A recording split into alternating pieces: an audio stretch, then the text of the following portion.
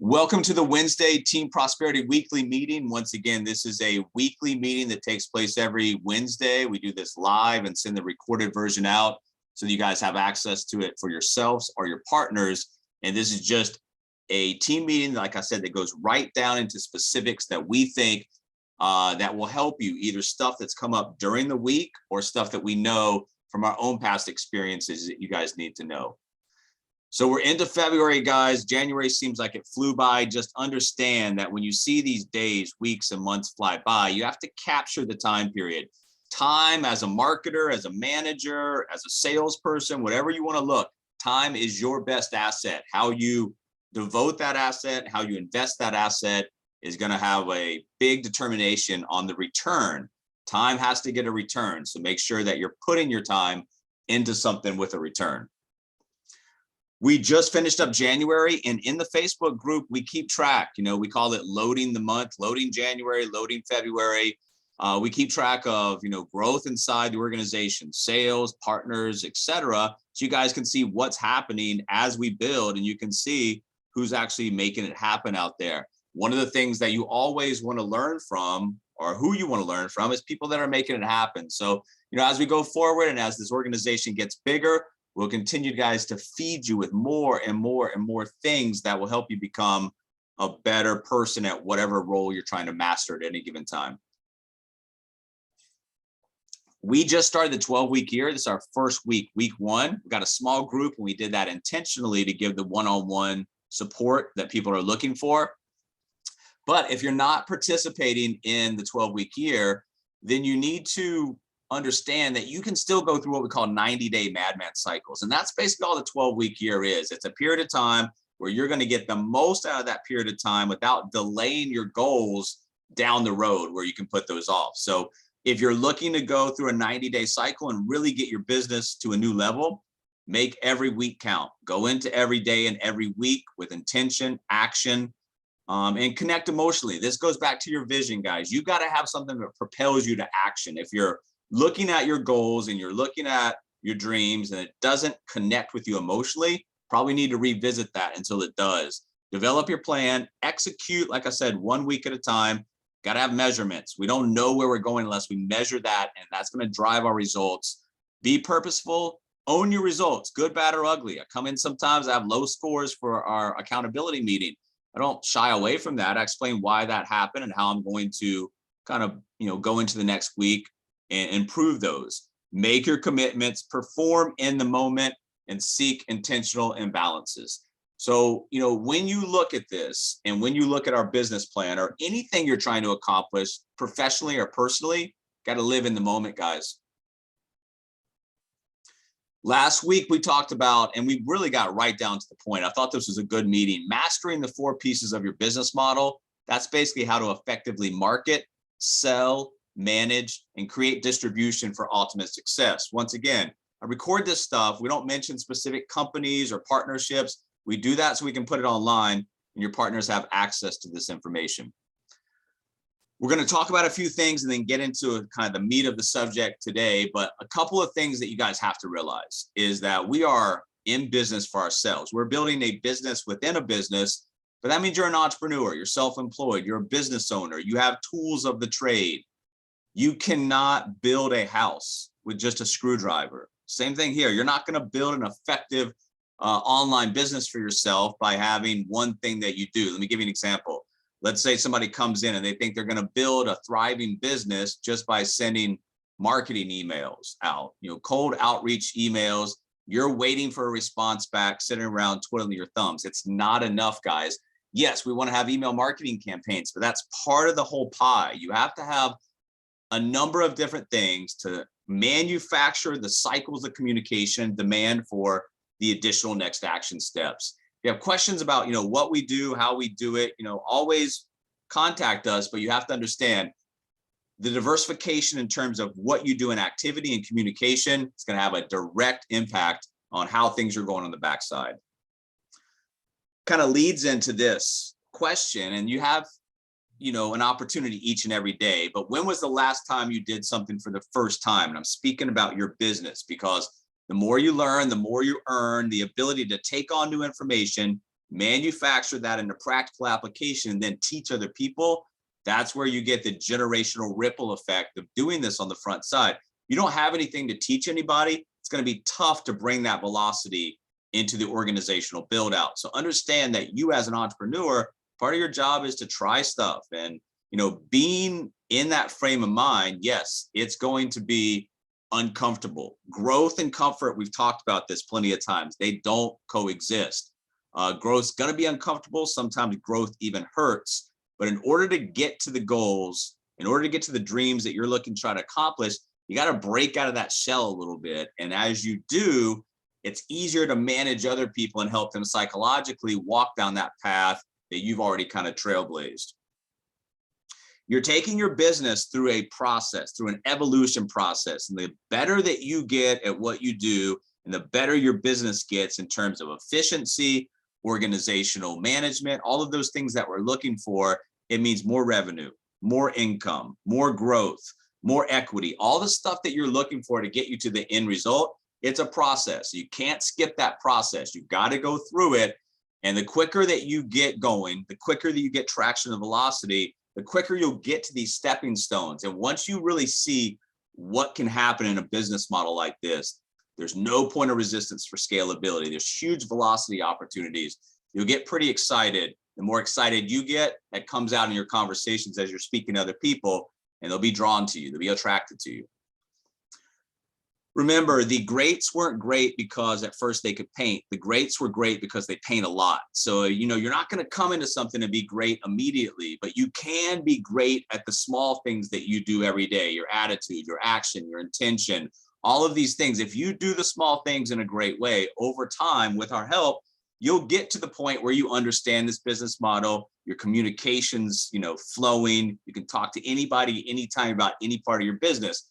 Not going to be there on day one. So you got to lean on other people, but you also got to concentrate on the stuff that you control and really dominate that. We're all looking for that great hire, that person that can come in here and help us be that dedicated distribution partner. We get paid to be a talent scout. However, I would say kind of reverse that back into understanding who is that perfect partner that you're looking to hire. Now, I would challenge you to become that person. Become that perfect partner, become the person that you want to hire. And, that comes from, hey, if I was going to sit down and map out my best partner, what are they doing on a daily basis? Start to mimic that. So as people come in and say, hey, what do you do for your business? You've got not only just an answer, but a blueprint that you can pass on to them. In order to get where others won't go, in order to have what others won't have, you have to do what others won't do. And so, or they're unwilling to do. And when you look at that, no matter what you're trying to do, it's an ebb and flow. So if you are on one end of the spectrum where you're going out and you're putting the time, energy, resources into getting better and better at what you do, the other side that's unwilling to do that, you create separation. And over time, you create such a separation, doesn't matter how great of a quarter, or how great of a half, or a whole year they have. You created so much separation, they can never catch you. Now, on the other side of that spectrum, it works in reverse. If you're on the other side and somebody else or other people are taking the time, energy, resources to do what they need to do, and you're not, that separation becomes, like I said, at some point, too much to catch up with. So understand the importance of each and every day that you have, and really go into that, like I said, with the action and the intention, targets and objectives, and be able to measure that growth.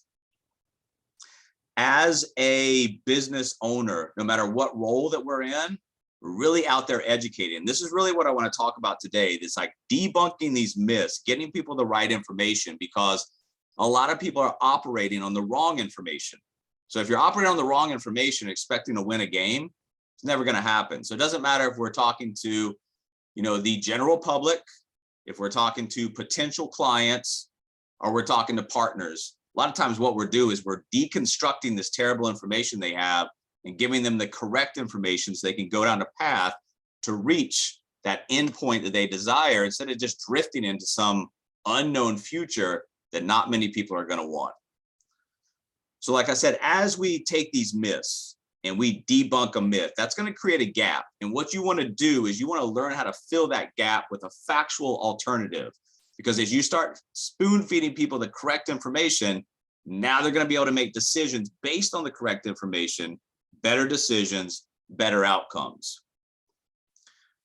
A lot of what we do on the front side, and you've got to walk a thin line here because you can't be aggressive. It can't be off-putting, but you got to fact check people. You know, they got the wrong information. We talked about this before. Why is it in one of the richest countries in the world, the superpower of the world, so many people are broke?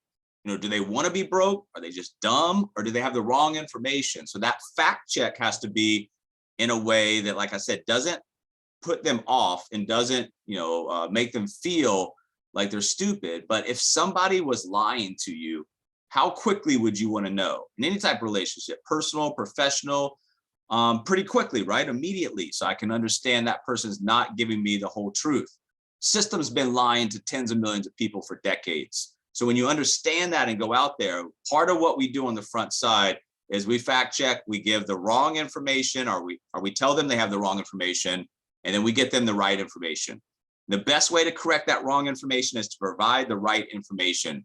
How many people do you guys talk to daily, weekly, monthly basis where you get off that conversation like, God, that person is just programmed. They just can't break out. We talk about the fact that we only want to help the people that want to help themselves.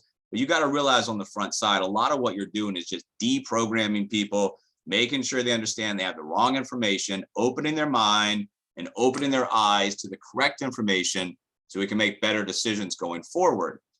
So some of that comes from, an understanding from our side about how they're thinking. One of the things that we have to understand is we need to reverse think some of these people and make sure they understand it's not, for example, in this, it's not what someone does for their paycheck.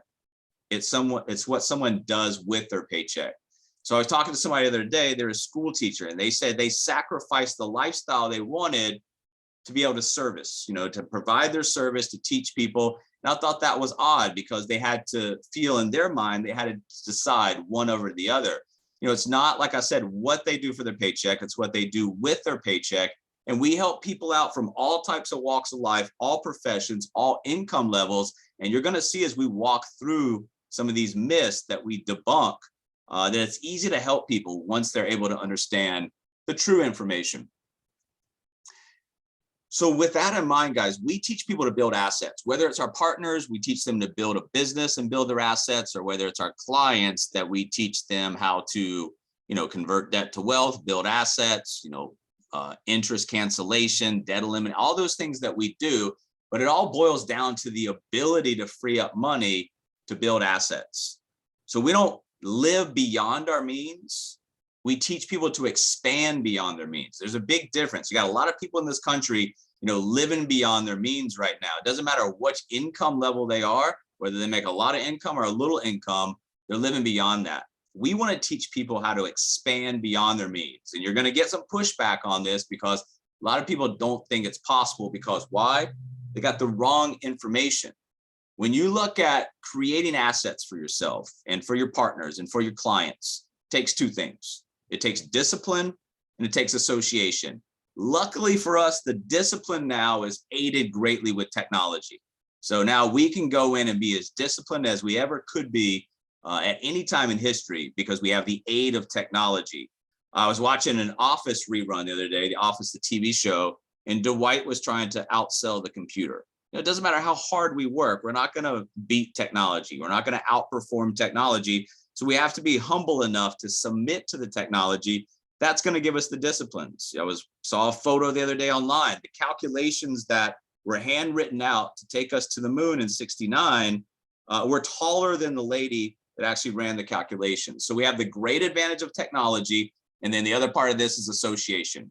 Who are we hanging around with? What are we feeding our mind in terms of information? And what is that doing to our outlook, to our ability to be disciplined, to our ability to go out there and attract the things that we want in our lives? Remember, worrying about something negative, that's actually inviting that stuff into our lives. So the laws of attraction work, and that works with association of the information that we're feeding ourselves. The combination of discipline and association is going to get people where they want to go. Financial freedom, that's another myth, guys, in terms of not being able to achieve it, but what people think that is. They think it's a certain number in a bank account. They think it's a certain salary every year. Some people just plain don't think that financial freedom is available, and is still an opportunity in this country. Once again, these people have the wrong information because you are charting a course and a path to a destination. And whether or not you have action plans or no action plans, we're going towards a destination. And I can debunk the myth of financial freedom in a very, very easy equation that anybody can understand. That is, take your monthly expenses, and once we have assets that are covering those monthly expenses with the income earned from those assets, that's financial freedom in my mind. And I think that would be an understandable financial freedom for a lot of people that you speak to. Now, the list of income producing assets vary. And they're going to vary in terms of yield, return, interest, whatever it's giving back to you. It's also going to differ in the risk of that asset as well. So understand, being able to replace your monthly expenses, whatever that is, X, with income from assets, that is when we reach financial freedom. People should be able to understand that. Now it's not a far off dream. Now it's something I can concentrate on. Are my monthly expenses 2, 3, 4, 5 grand? Now I got something to concentrate on going forward to replace that.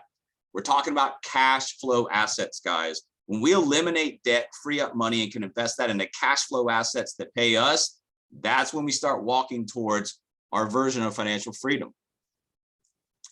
It's real easy to tell how far, how close we are away. You know, how is the money flowing to me? Is it flowing freely? Well, if that's the case, that's kind of what this looks like on this side. That's assets at work. That's money coming to us from assets that are working for us. Now, if that's not a free-flowing spigot and it kind of looks like this, maybe it's just trickling out, maybe it's dry, maybe it doesn't even exist at all, then this is going to lead us to the age-old question as we get further in the life cycle: who ends up working? Is it us or our assets? One of these people, one of these two things are going to be working, either us or our assets. And I can guarantee you that if it's us, we don't have 100% control over that. Our mind can give out, our body can give out.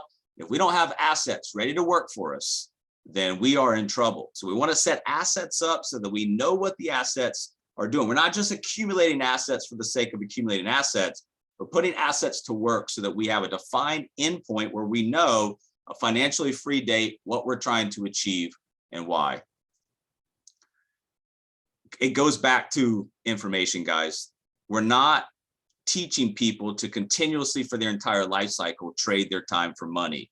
We want to spend our time, energy, resources, our attention, our attraction towards getting assets in place that will pay us and that are always working, versus spending every hour of the day working for money. We can't get ahead that way. There's only 24 hours. You guys know all that goes along with that. We're trying to take information that's wrong, debunk those, trying to get the right information in the hands of these people so they can make better decisions and chart a course towards a life they actually desire. So it comes back to the investment in themselves, the investment in their future. You know, your future, their future, everyone's future depends on what they do today. What choices are they going to make today? And what does that have as far as a ripple effect on those future outcomes? It's habits. We talked about this at the beginning of the year. New Year's resolutions never work because they're not ingrained into a day-to-day habit.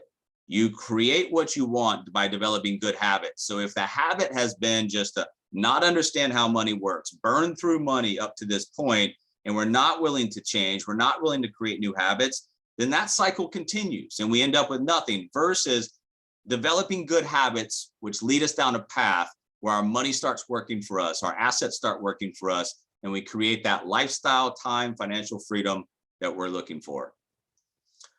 You know, we want people to believe in themselves, we want them to trust themselves, love themselves, invest in themselves. But what we do and what I encourage, you know, our clients to understand is we're not just talking to you. We're not trying to hype you up for dreams, goals, motivating factors. We are bringing data.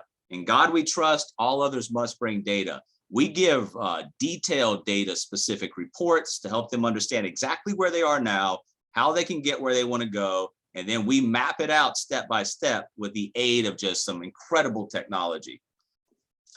That allows, like I said, we always talk about our partners. Don't get emotional, make data-driven decisions. Same thing with the client. We as human beings, we talked about this. We're emotional, we're impulsive. We make terrible decisions on our own.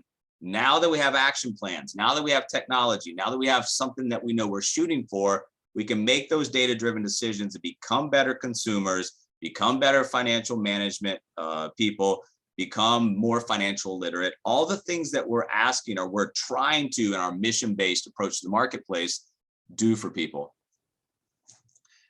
At some point, when you've laid out, you're getting this right information, you're debunking myths, it's time to choose, because it's not somebody just doesn't get to be opened up to new information and just drift along. They've got to choose. And no action plan is an action plan, and that's going to fail. So is the strategy good? Is the strategy bad? And then you got to talk to that potential person or potential partner or client about, that strategy.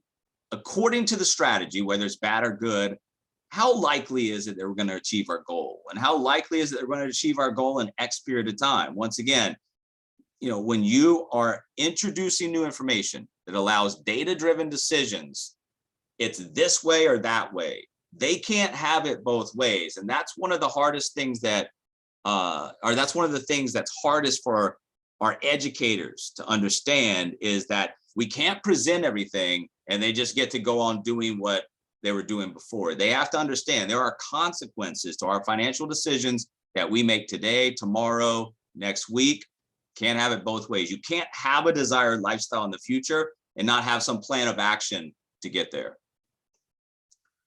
Most of the people that we speak to, they're confused. There's a maze going on in their head. They don't know how to get to the end of it. So they're almost just to the point of giving up, or just, almost wishing or hoping that things will, turn out the way they want them to. Our job is to take that maze and create a light bulb moment so they understand exactly how to get what they want, where they want to get it, and the stepping stones to get there. You've got to lead the way. Part of leading the way, like I said, is opening up to this new information, giving them the correct information. But once it's out there and once it's understood, they got to start now. The only way that they get anywhere is they've got to start now. Just getting information and not taking action on that information is useless. You might as well never had the conversation in the beginning. Our job is to take individuals to the top of a mountain. Now, that top of a mountain is different for each person. It's unique, their dreams, their motivations, their goals, whatever that is. Our job is to get them there. But I can promise you, we cannot get somebody to the top of a mountain without taking the step at the bottom of the mountain. You're not going to take the last step without taking the first step. So you have to understand, as you work through and you're showing people the way and you're creating action plans, they've got to, commit. We talked about interest versus commitment before. People have to commit, and you've got to understand that at some point, and I tell people this sometimes, I say, hey, I can't want this more for you than you want for yourselves. Sometimes we got to stop and we got to do, another fact check. Hey, what we're talking about and what you're trying to accomplish, and the way that you're not, engaged here, the way you're not accepting an action plan, we got to stop. Because if you don't want this, then I got to go spend time with somebody who actually does. And on that note, if we're taking a bad strategy, or we have no action plan at all, or we're unwilling to take the action plan that's laid out, that's got us to a certain point in the future we want to go, what do we think is going to happen? And that's a legitimate question to ask people. What do you think is going to happen? If you don't change at all, are you just expecting something magical just happens? What's the possibility and probability that's going to happen? Well, you have things like the lottery, but those are very, very, very rare. So if somebody's just expecting something magical to happen, guess what? It doesn't. So when people look at their life and they want something to happen, but they don't do anything about it, and we're, it's like the weather. So if the weatherman's out there predicting a bad rainstorm, and you go outside without an umbrella and it starts pouring rain, you were warned, right, by the weatherman. Same thing here. There's going to be stormy weather ahead if you don't create some type of an action plan to avoid those. Some people create their own storms. They're warned about their own storms, then they get upset when it rains. We only want to help the people that want to help themselves. If you get into a cycle where they're just not getting it, and we're mapping out these different alternatives in terms of the outcomes in the future, we need to move on. We got to build solid, ongoing relationships. This isn't a one and done. We sell them a technology, we sell them a product or service. This is an ongoing relationship, because out of those relationships, you're helping people reach an end destination. That helps user-generated content.